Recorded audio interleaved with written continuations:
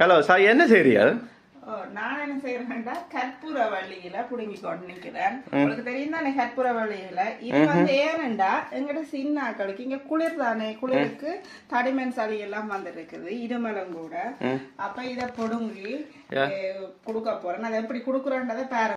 இப்ப நான் இந்த பொடுங்கி வந்த கற்பூரவள்ளியிலேயே நல்ல வடிவை வாஷ் பண்ணி எடுக்க போறேன். இது வீட்டுக்குள்ளதான் இருக்குது. இப்ப வெளியில இருந்தா கட்டாயமா கழுவணும். இது வீட்டுக்குள்ள இருந்தாலுமே வீட்டுக்குள்ள டஸ்டுகள் எல்லாம் பிறந்தேன். அப்ப நான் நல்ல வடிவை முதல் கழுவுறேன்.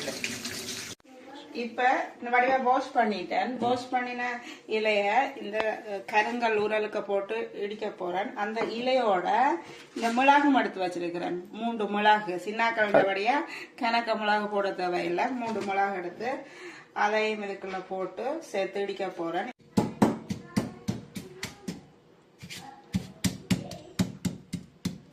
இப்ப நான் இடிச்சு எடுத்துட்டேன், சாரை பிழிஞ்சு எடுத்தாச்சு.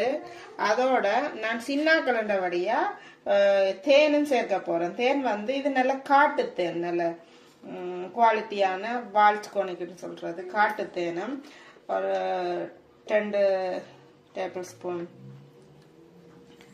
சேர்த்து எடுக்க கொடுத்து தேன் முடிஞ்சது. அல்ல, நீங்க குடிக்கிறீங்களோ? சின்னாக்கள் குடுக்கறேன்னு சொல்லி நீங்க எல்லாம் குடிக்கிறீங்களோ? அடுத்தது மற்றது கிடக்குறது தானே. எல்லாம் கிளக்கிட்டு 1 டீஸ்பூன் தேன் கலந்து வடிவ கலக்கி போட்டு சின்னாக்கள் கொடுக்க போறாங்க. இது தேன் கலக்காமலும் குடிக்கலாம். ஆனா அவைக்கு மிளகம் போட்டது கொஞ்சம் கசப்பு தன்மை இருக்கு. மிளகு இப்ப பெரிய கலக்கன்னா கொஞ்சம் கூட போடணும். பெரியாக்கள் தான் இடிக்கவே தேவையில்லை. சாறுல சுத்தி போட்டு சாப்பி இலைய புடுங்கி வாஷ் பண்ணி போட்டு மிளகா நடுவில் வச்சு வெத்தில சாப்பிடுற மாதிரி நடுவில் வச்சுட்டு சுத்தி போட்டு மென்று சாப்பிட்டீங்கன்னால இருமல்